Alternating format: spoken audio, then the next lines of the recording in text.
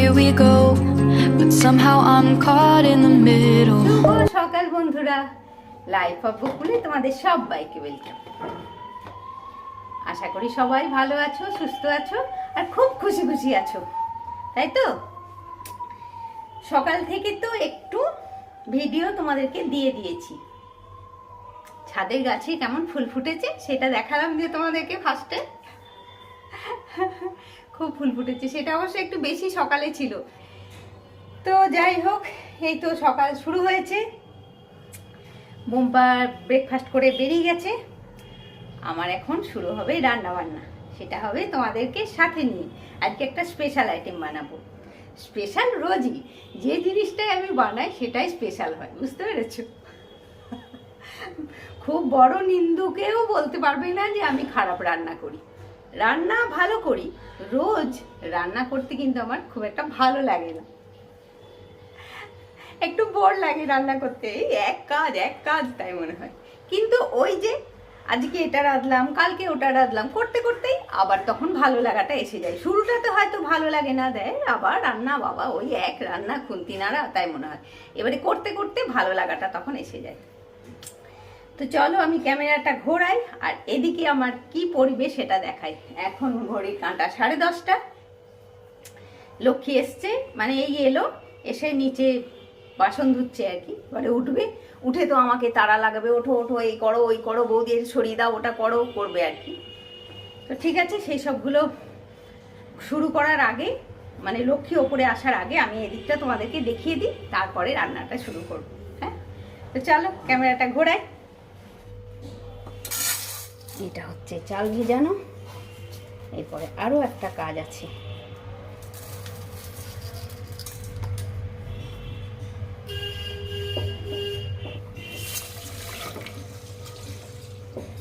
এটা হলো 1 নম্বর, সর্ষের তেলটা ঢালা।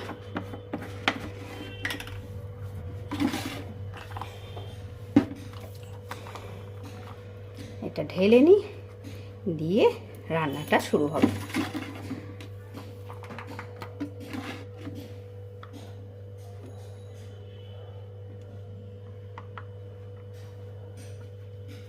এই দুটোই কাজ আমার পেন্ডিং ছিল রান্না শুরুর আগের। পড়িস না বাবু, পড়িস না, যা দাম জিনিসপত্রের এখন, কিছু পড়ে গেলেই খুব আফসোস, মানে নষ্ট হওয়া মানেই আফসোস, বলো? সব জিনিসের এখন প্রচুর দাম হয়ে গেছে। এটাকে এবারে ঝরতে দিয়ে দিতে হবে। এই ডাব্বাটা একটু ঢেলে নিলাম, এই দেখো, এটা এইভাবে রেখে দিলাম। মানে এবারে ভেতরেই যা তেল থাকবে সবটা নিজের সময় মতো আস্তে আস্তেও পড়ে যাবে। চলো এবারে রান্নাটা শুরু করি। এদিকে চিংড়ি নুন হলুদ মাখানো হয়েছে, আর এদিকে দেখাই চলো কি মশলা দিয়ে কিভাবে করব চিংড়িটা সেটা দেখো। এদিকে একটা টমেটো, দেখো একটা টমেটো, একটা পেঁয়াজ, কেননা মিক্সিতে বেশি বড় বড় করে কেটে দিলে না মিক্সিতে চাপ হয়। আমাদেরকে যখন আমরা মিক্সি কিনি তখনই শুরুতেই বলেছিল আপনার মিক্সি কিন্তু ভালো থাকবে আপনার নিজের হাতে। যখনই যে জিনিসটায় পেস্ট করবেন, বড় জিনিস থাকলে একটু টুকরো করে কেটে দেবেন, তাহলে মিক্সির চাপ কম হয়, সেটা আমাদেরকে বলে দিয়েছিল। আমারটা এটা অবশ্য হলো 5-6 বছর হয়েও গেল মিক্সিটা, যাই হোক ঠিকই আছে। তো একটা পেঁয়াজ দিলাম, একটা টমেটো, আর এই 3 কোয়া রসুন, আর 4টে কাঁচা লঙ্কা। এটা পেস্ট করব, আর একটু ধনেপাতা দেবো, তোমাদেরকে দেখাচ্ছি। এটা একবার পেস্ট হবে, আর একবার নারকোলটা পেস্ট করব। নারকোলটা অল্প নারকোল কোঁড়া, এটা কোঁড়ানো আছে, কিন্তু এটাকে আমি পেস্ট করব। তো ঠিক আছে, দাঁড়াও আমি ধনেপাতাটা দিয়ে দেখাচ্ছি। বাবরে, এই রান্না শুরু করতে করতেই ছোটা লাগালাম নিচে, জানো।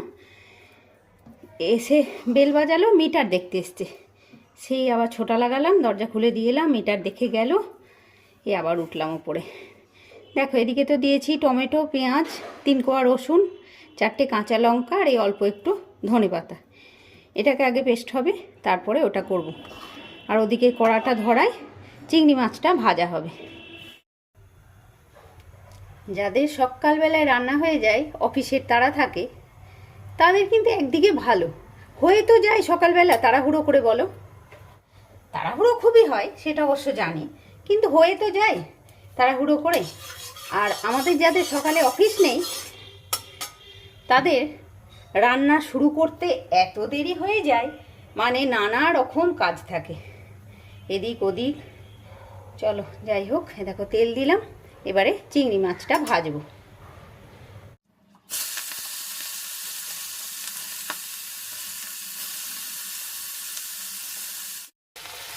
চিংড়ি মাছটা ভাজা হচ্ছে, দেখো এদিকে আমার এটা পেস্ট করা হয়ে গেল। ওই টমেটো, ধনেপাতা, কাঁচা লঙ্কা, পেঁয়াজ, রসুন।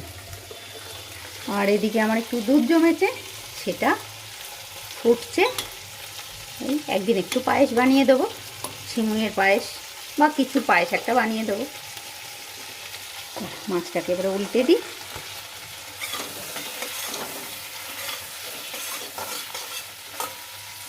চিংড়ি মাছ কিন্তু কখনোই খুব কড়া করে আমি ভাজি না, জানো, মানে চিংড়ি মাছ কড়া করে ভাজলেই না শক্ত হয়ে যায়। আর এই ওপরের খোসাটাও ছাড়িয়ে ভাজি না, ওপরের খোসাটাও ছাড়িয়ে ভাজলে মাছটা একদম সেই খুব শক্ত লাগে। খোসা শুদ্ধই ভাজতে হয়, খাওয়ার সময় আস্তে আস্তে ছাড়িয়ে নিয়ে খেতে হয়, তাহলে কিন্তু মাছটা নরমও থাকে, খেতেও ভালো লাগে।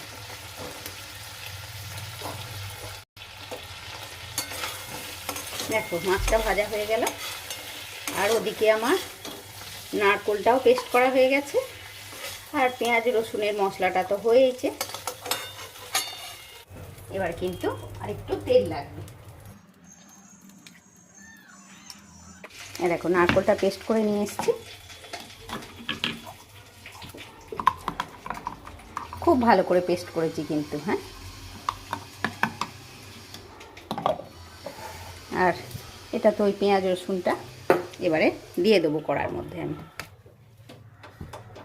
তেলটা গরম হয়ে গেল, আমি গ্যাসটা অফ করে দিলাম। দেখো গ্যাস অফ করে দিলাম। এবারে এই তেলটার ওপরেই কিন্তু আমি এই 1/2 চামচ গরম মশলা গুঁড়ো দিয়ে দেবো। মানে গ্যাস জ্বালানো অবস্থায় গরম মশলা গুঁড়োটা দিলে পুড়ে যাবে, ওই জন্যে গ্যাসটা অফ করে আর গরম মশলা গুঁড়োটা দিলাম, আর তার উপরে আমি দিলাম পেঁয়াজ রসুনের পেস্টটা।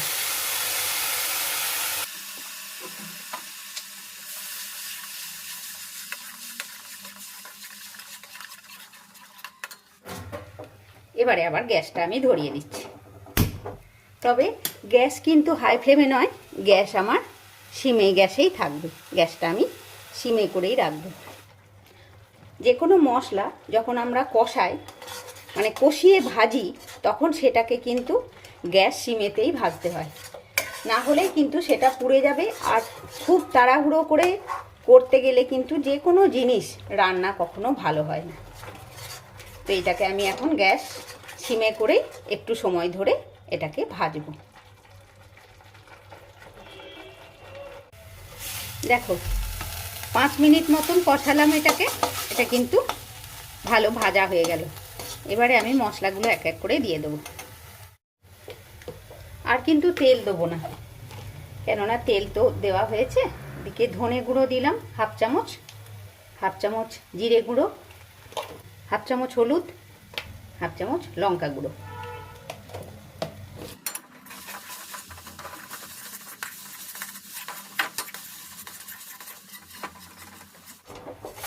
দেখো এটাকে 3-4 মিনিট একটু ভাজলাম, পুরো শুকনো হয়ে গেছে। দেখো এই শুকনোটা কিন্তু করতে হবে, না হলে মানে পেঁয়াজ রসুনের কাঁচা গন্ধ ছাড়বে। এবার আমি এর মধ্যে নুন আর চিনিটা দেবো। আমরা তো চিনি একটু দিই, মানে রান্নাতে একটু চিনি দিই, যাদের ইচ্ছা না হবে তারা দিও না। যারা একটু বেশি তেলে রান্না করো তারা আমার রান্না দেখে একটু মুখ বেঁকাবে, আমি জানি, কিন্তু কি করব বলো, তেলটা এমন ভালো জিনিস নয় যে বেশি খেলে সেটা ভালো হয়, বা বেশি দিলেই যে রান্না ভালো হয় তাও কিন্তু হয় না।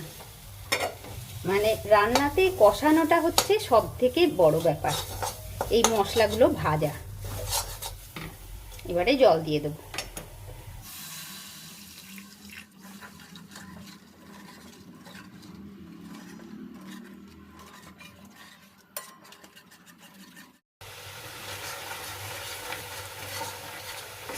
মশলাটা জল দিয়ে একটুখানি ফুটলো, তারপরে আমি এই নারকোলের যে পেস্ট করে রেখেছিলাম, মানে নারকোল কুড়ে মিক্সিতে পেস্ট করে সেটা দিয়ে দিলাম।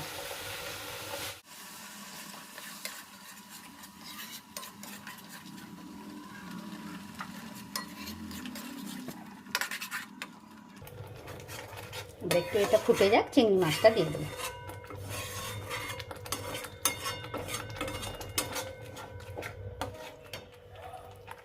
চিংড়িটা দিয়ে দিই।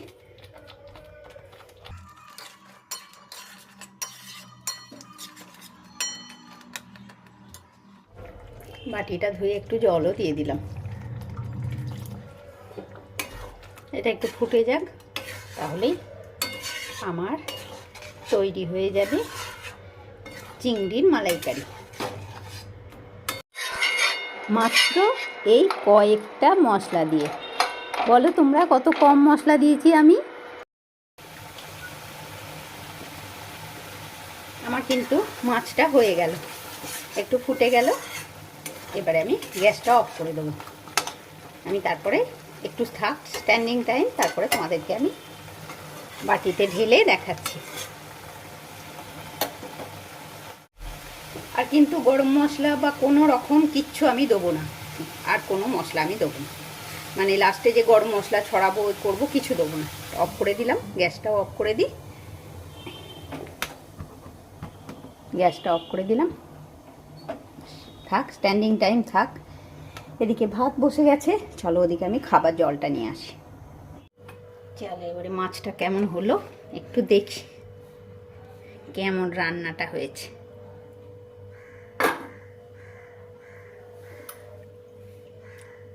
দেখো দেখতে কিন্তু ভালোই হয়েছে,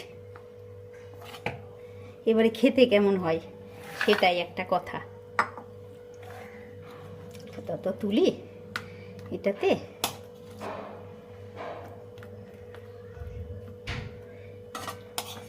তারপরে বোম্পাকেও খেতে দেবো, ও খেয়ে বলবে কেমন হয়েছে।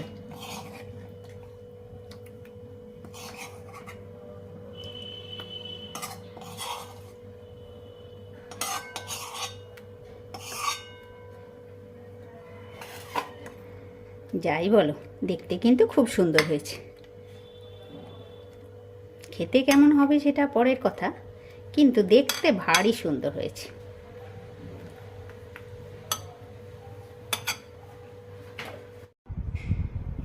চলো বন্ধুরা, এটা হচ্ছে আমার আজকে পানিশমেন্ট ভিডিও।